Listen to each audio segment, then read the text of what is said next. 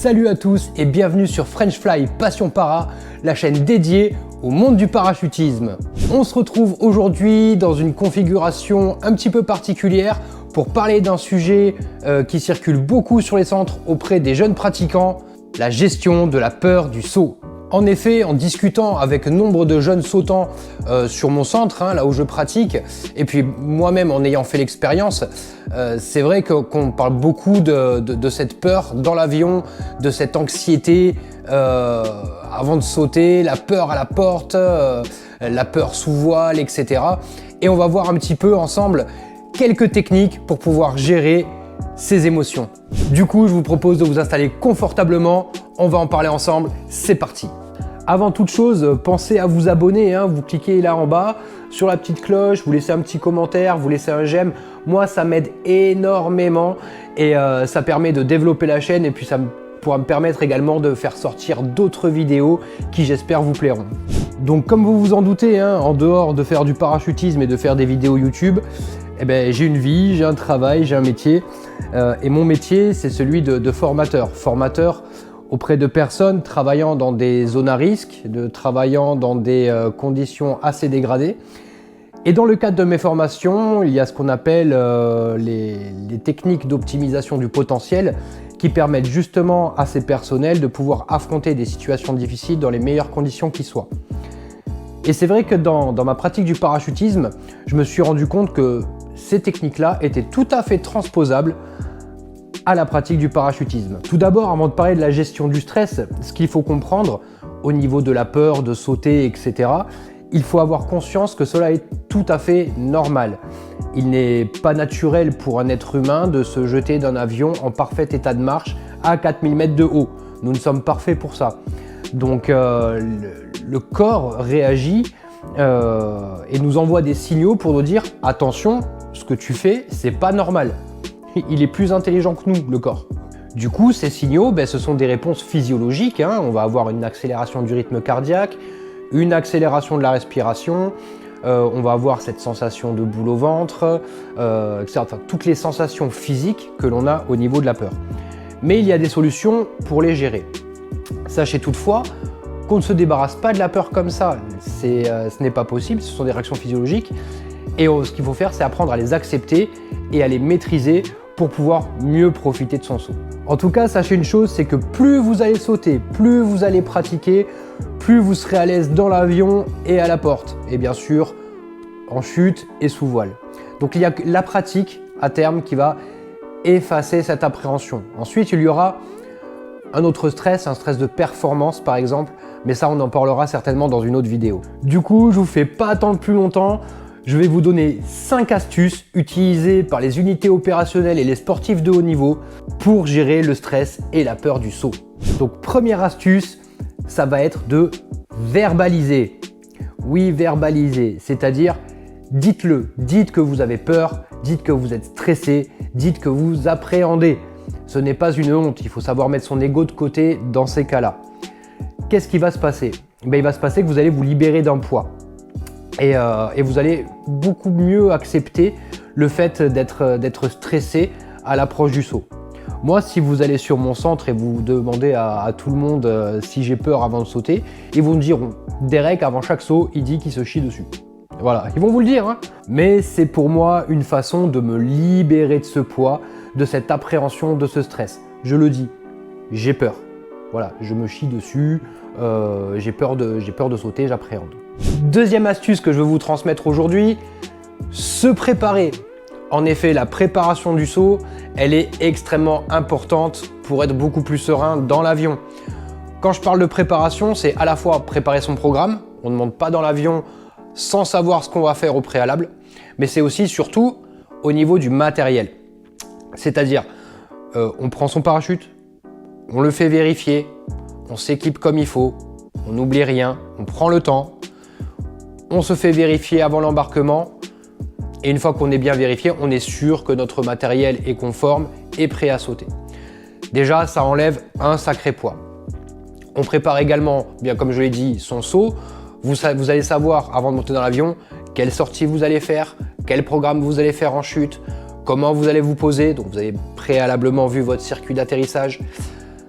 tout de A à Z de la sortie opposée est déjà planifié.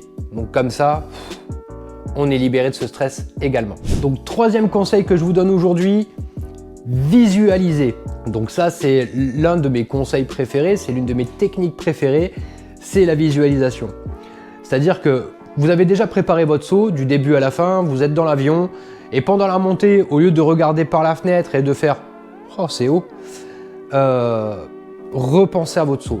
Vous fermez les yeux, voilà, vous vous voyez à la porte de la sortie en première personne, vous ressentez l'air au niveau de votre visage, vous ressentez la température de l'air, vous entendez le bruit, vous faites votre sortie, mettons une face moteur ou une sortie piqueur, peu importe, vous ressentez ces sensations, vous vous étalez sur l'air, vous vous voyez avec une belle position, vous voyez faire vos figures d'une manière correcte, elles sont réussies. Et à ce moment-là, voilà, vous pouvez faire votre saut de cette manière-là en visualisant. En sachant que votre cerveau en fait ne fait pas la différence entre le réel et l'imaginaire. Donc en gros, c'est de l'entraînement gratuit, la visualisation. Tous les athlètes de haut niveau font de la visualisation avant une compétition ou pour s'améliorer techniquement. Bien sûr, ça ne remplace pas la pratique, mais ça l'accompagne et ça optimise l'entraînement. Donc pensez-y, sur chaque rotation, visualisez votre saut. Quatrième conseil que je vous transmets aujourd'hui, et c'est également l'une des techniques que j'utilise tout le temps sur tous mes sauts, respirez. Quand je dis respirer, je parle de techniques de respiration particulières qui permettent de faire descendre son rythme cardiaque et d'apaiser les effets physiologiques du stress. Donc on parle par exemple des techniques de cohérence cardiaque. Donc qu'est-ce que c'est que la cohérence cardiaque? Ça va être des cycles répétés d'inspiration et d'expiration de même taille. En général, on fait par cycle de 5 secondes. Donc on respire 5 secondes. 1, 2, 3, 4, 5. On expire 5 secondes. 1, 2, 3, 4, 5. Et on recommence. Ça pendant 1 minute. Ça va permettre justement de faire baisser son rythme cardiaque et d'atténuer la réponse physiologique au stress de notre corps. Il existe d'autres techniques de respiration. Ça, je vous laisse faire une petite recherche sur YouTube. Il y en a plusieurs, comme les techniques de respiration en carré. C'est-à-dire, on respire 4 secondes, on retient sa respiration 4 secondes, on expire 4 secondes et on retient sa respiration 4 secondes. Ce sont encore de bonnes techniques, il y a aussi des techniques en triangle, en 8, etc. Je vous laisse regarder, il y en a plusieurs, choisissez celles qui vous convient le mieux et vous verrez vraiment, c'est assez bluffant les effets que ça a sur le corps. Et autre technique que je vais vous transmettre aujourd'hui, souriez, souriez tout simplement. Le fait de sourire envoie un signal à votre cerveau que tout va bien. C'est bête, hein, mais on va dire que le cerveau est assez bien foutu. Et lorsque vous avez des pensées négatives, ben on le voit tout de suite sur votre visage. Vous êtes fermé, vous êtes recroquevillé. Là, on est négatif. Par contre, quand on est content, eh ben, on est beaucoup plus ouvert, on est beaucoup plus souriant. Et le cerveau le perçoit de la même manière. Ça va dans les deux sens. Donc, le fait de sourire va automatiquement détendre votre corps et abaisser aussi ces phénomènes physiologiques en réponse au stress. Donc c'est super important, souriez, souriez, souriez. D'ailleurs, je ne sais pas si vous avez remarqué, mais quand vous passez votre pack, vous verrez jamais un instructeur faire la gueule. Voilà, ils sont toujours en train de sourire. Pourquoi? Parce qu'en plus le sourire est communicatif et le fait de sourire aide à se détendre.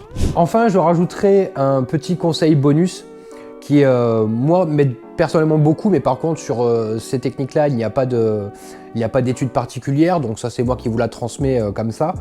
Je trouve qu'il est important de rationaliser. C'est-à-dire que je me pose la question, en fait, de quoi j'ai peur? J'ai peur de quoi? Est-ce que j'ai peur de passer la porte? Est-ce que j'ai peur de la chute? Est-ce que j'ai peur d'une non-ouverture du parachute? Est-ce que j'ai peur de ne pas réussir sous voile? Donc, à chaque réponse, en fait, on va apporter une solution et voir si, justement, elle est rationnelle. Donc, par exemple, j'ai peur de passer cette porte. Ok, qu'est-ce qui pourrait se passer de pire?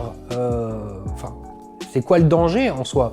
Puisque de toute façon, on va chuter, on va ouvrir le parachute, on va se retrouver sous voile. Il n'y a pas de danger de sauter de l'avion.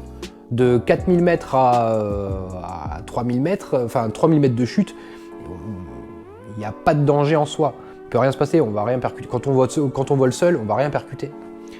Donc ça, c'est assez irrationnel. Par contre, j'ai peur que mon parachute ne s'ouvre pas. Ok, d'accord. Donc dans ces cas-là, on va limiter les risques d'une non ou d'une mauvaise ouverture, avec la vérification du matériel, avec un bon pliage, etc. Et avec une révision de la procédure de secours, par exemple. J'ai peur sous voile. Sous voile, de toute façon, on se dirige, on atterrit comme on a appris. Les premiers sauts, on est guidé par radio. Et si on a posé 10 fois tout seul, la 11e fois, on posera tout seul également. En tout cas, je ne sais pas si vous aussi, vous avez des techniques particulières pour gérer le stress ou gérer la peur. Ce serait pas mal que vous me le mettiez en commentaire si vous avez des astuces particulières. Comme ça, on les partage un petit peu à toute la communauté et ça permet justement de mettre beaucoup plus de fun dans notre pratique. Voilà, c'est tout pour aujourd'hui. J'espère que cette vidéo vous a plu et vous a été utile. Partagez-la avec vos collègues para ou non para. Parlez-en autour de vous, parlez-en sur la DZ, parlez-en à vos instructeurs. Et on se retrouve bientôt sur French Fly Passion Para. Salut!